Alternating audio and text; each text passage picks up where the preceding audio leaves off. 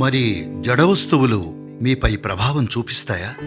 అవును, మీరు అనుమతిస్తే ఈ భూమి మీద ఉన్న జీవులన్నింటిలోకెల్లా తమ జీవితాన్ని తీర్చిదిద్దుకునే స్వేచ్ఛ ఉన్న ఏకైక జీవి మీరే. మనుషులు బాధపడుతుంది సరిగ్గా ఈ స్వేచ్ఛతోనే. అదృష్టం కోసం దాన్ని జేబులో పెట్టుకోండి. వేలుకు పెట్టుకుంటే అబ్బాయిలు మీకు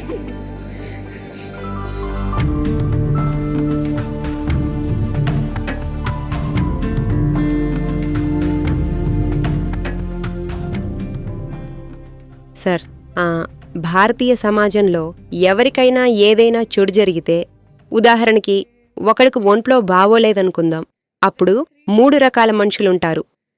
ఆసుపత్రికి వెళ్లేవాళ్లు, గుడులకి పరిగెత్తేవాళ్లు, ఇక 3వ రకం జ్యోతిష్కుల దగ్గరికి పరిగెత్తేవాళ్లు. అంటే మనకు నిజానికి చిన్నప్పటినుంచి ఏం నేర్పిస్తారంటే, జడవస్తువులకు ఇంకా మన చుట్టూ ఉన్న వాటికి మన జీవితాల్ని శాసించే శక్తి ఉంటుందని చెప్తారు. ఉదాహరణకు ఉదాహరణకు మా అమ్మ 2-3 ఏళ్ల క్రితం ఒక నవరత్నాల ఉంగరం పెట్టుకోమని చెప్పింది. ఇప్పటికీ పెట్టుకునే ఉన్నాను. ఎందుకంటే అమ్మ పెట్టుకోమని చెప్పింది కాబట్టి. మీరు తీసేయాలి, లేదంటే అబ్బాయిలు ఏమనుకుంటారంటే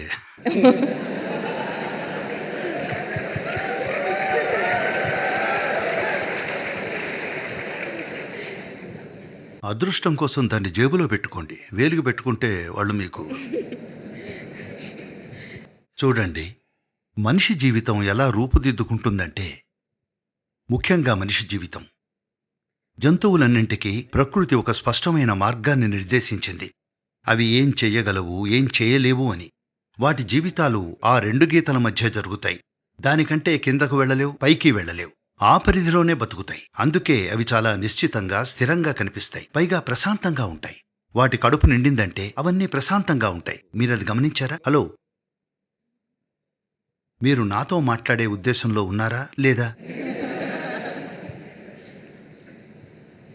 ఆ జంతువులన్నింటినీ చూడండి. వాటి కడుపు నిండిందంటే అవి ప్రశాంతంగా ఉంటాయి. కానీ మనుషులేమనుకుంటున్నారంటే, లేదా వాళ్ళకేం నేర్పిస్తున్నారంటే, ఈ ప్రశాంతతే జీవితపు అంతిమ లక్ష్యమని. ఒక గేదె కడుపు నిండాక ప్రశాంతంగా కూర్చుంటుంది. కానీ మీకు అదే అంతిమ లక్ష్యం. ఎంత సిగ్గుచెట్టు! ఒక గేదె కడుపు నిండా గడ్డి లేదా తను తినేది ఏదైనా తిని చేయగలిగేదాన్ని మీరు అంతిమ లక్ష్యంగా పెట్టుకోవలసి రావడం, ఇది సిగ్గుచెట్టు కాదా అంటున్నాను. ప్రశాంతతే మీ జీవితపు అంతిమ లక్ష్యం అని మీకు నేర్పిస్తున్నారు.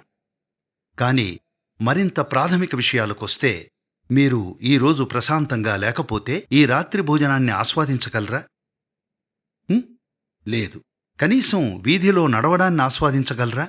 మీ చుట్టూ ఉన్న ఆ కొద్దిమంది సాంగత్యాన్ని ఆస్వాదించగలరా? లేదు.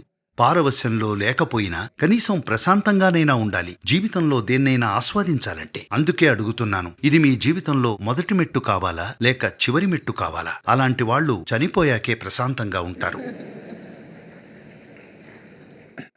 ఇప్పుడు ఇతర విషయాలు మనపై ప్రభావం చూపుతాయా? ముఖ్యంగా జడవస్తువులు. ఆ రత్నాలు, వజ్రాలు, ఇంకా అలాంటి వస్తువులు, ఇంకా గ్రహాలు.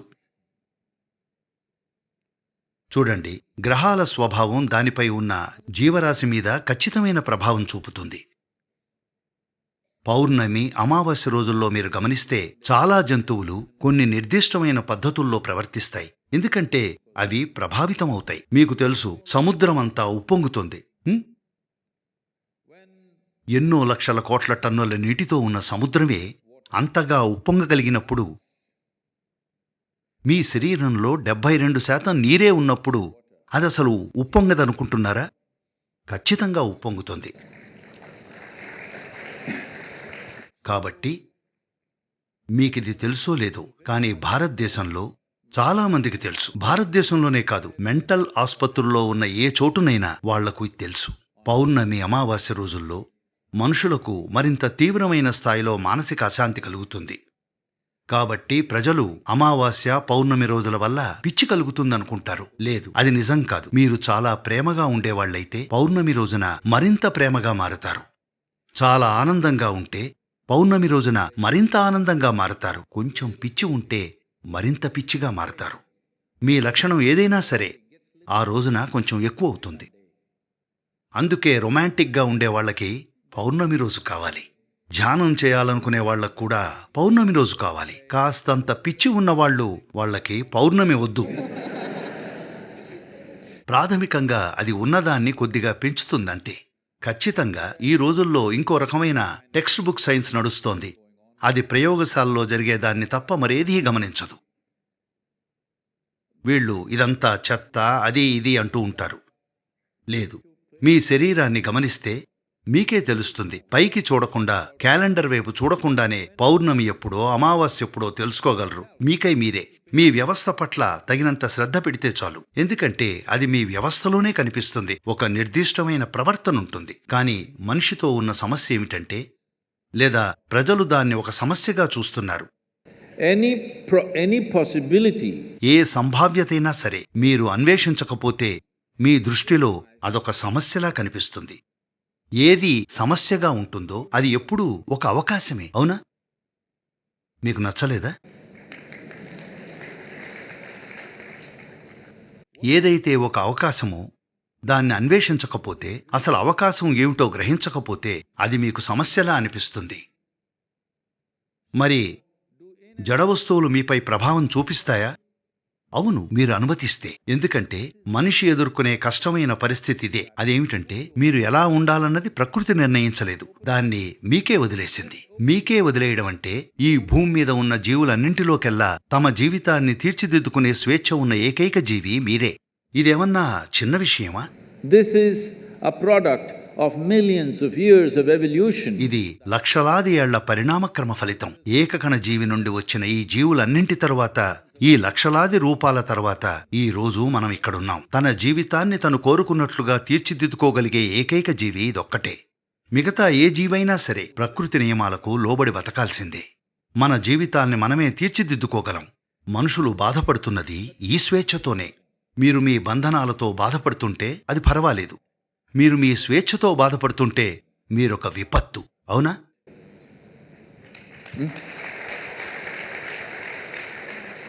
మీరు మీ బంధనాలతో బాధపడుతున్నారు. దేనికో సంకెళ్లతో బంధించబడ్డారు. దాంతో బాధపడుతున్నారు. అర్థం చేసుకోవచ్చు. కానీ స్వేచ్ఛగా ఉన్నందుకు బాధపడుతున్నారు. చాలా మంది మనుషులు బాధపడేది వాళ్ళు స్వేచ్ఛగా ఉన్నందుకే. ఎప్పుడూ తమకు తాము దేనికో లేదా ఎవరికో కట్టిపడేసుకోవాలని చూస్తుంటారు. ఎందుకంటే ఈ స్వేచ్ఛ వాళ్లను భయపెడుతుంది. ఎందుకంటే స్వేచ్ఛ అనేది మార్గం లేని ఒక మార్గం. స్వేచ్ఛ అనేది బహిరంగ ప్రదేశం. అక్కడ ఎలాంటి నిర్దిష్టమైన గీత లేదు, నిర్దిష్టమైన మార్గం ఏదీ లేదు. కాబట్టి చాలామందికి భయమేస్తుంది. కానీ మనిషి జీవితంలో అత్యున్నతమైన విలువ స్వేచ్ఛే. అవునా? హలో, ఈ సంస్కృతిలో అత్యున్నతమైన విలువ దేవుడు కాదు, స్వర్గం కాదు. ముక్తి, మోక్షం, విముక్తి, స్వేచ్ఛ అనేదే అత్యున్నత విలువ. ఇది స్థిరపరిచారు. మీరేం చేసినా సరే ముక్తి కోసమే అన్వేషించాలి. జీవితంతో ఏదైనా చేయొచ్చు, కానీ ఆ ప్రక్రియ అంతా విముక్తి వైపు సాగాలి. అంతకంతకు ఉన్నతమైన స్వేచ్ఛాస్థాయిల వైపు వెళ్తుండాలి ప్రతిరోజు. లేదంటే మీ జీవితానికి విలువే లేదు. ఎందుకంటే మీరు చిక్కుకుపోతున్నారు జీవిత ప్రక్రియలో. మీరు స్వర్గానికి వెళ్ళినా అదొక చిక్కుముడే. చూడండి, నాకు తెలుసు మీరు ఐఐటిలో చేరడానికి ముందు, ఇంకా ఐఐటి బాంబే అంటున్నారు కదా, ఎక్కడో చూశాను. ఐఐటిలో చేరడానికి ముందు మీరు ఆ ప్రవేశ పరీక్షలు అలాంటివన్నీ రాసినప్పుడు ఒకటే ఆలోచన, ఎలాగైనా ఐఐటిలో చేరాలి. ఎందుకంటే అది స్వర్గంలోకి వెళ్లడం లాంటిది. ఏమైనా సరే నేను చేరాలి, నాకు కావలసింది అదొక్కటే అనుకుంటారు. చేరాక చూడండి ఎన్ని సమస్యలు.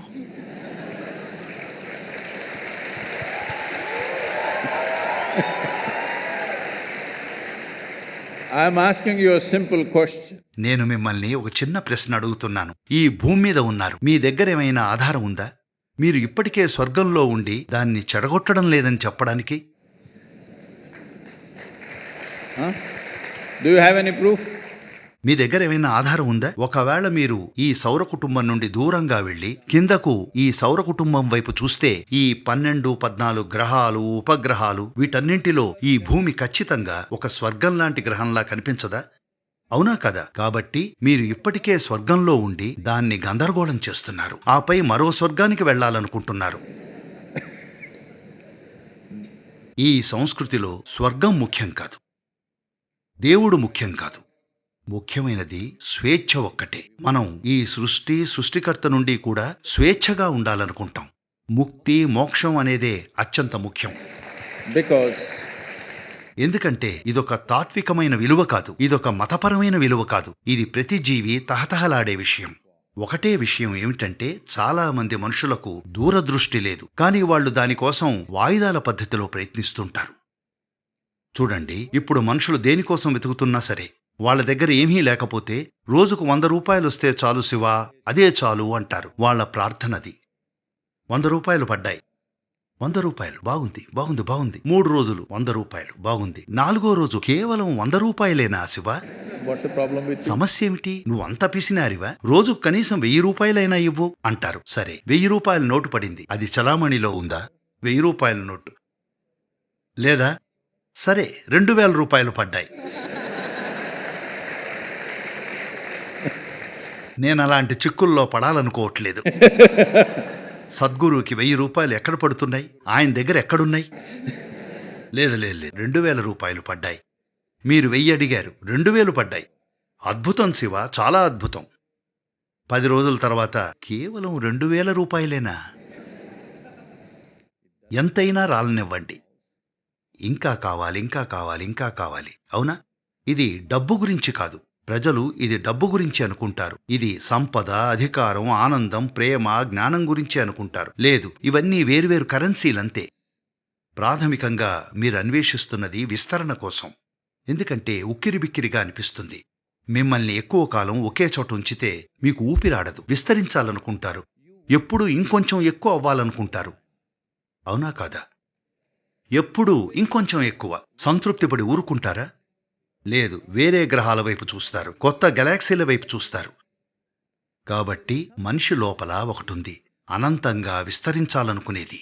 దానర్థం అది స్వేచ్ఛగా ఉండాలనుకుంటోంది, మరేమీ కాదు. దీన్ని జాగ్రత్తగా గమనిస్తే, లోపల ఉన్న జీవస్వభావాన్ని పరిశీలిస్తే అది అనంతంగా విస్తరించాలనుకుంటోందని తెలుస్తుంది. అది తహతహలాడే ఒకే ఒక్క విషయం, అవధుల్లేందిగా మారాలని. అంటే అది స్వేచ్ఛను కోరుకుంటోంది. అందుకే ఈ సంస్కృతిలో మనం అత్యున్నత విలువ ముక్తి లేదా మోక్షం అని ఏర్పరిచాం. మోక్షం అంటే విముక్తి లేదా స్వేచ్ఛ, స్వర్గం కాదు, ఇంకేదో కాదు. ఎందుకంటే స్వర్గం అనేది కేవలం మరో ప్రదేశం. బహుశా ఇంకొంచెం మెరుగైన వసతులు ఉంటాయేమో, కానీ కొంతకాలం తర్వాత మళ్ళీ అదే సమస్య. అవునా?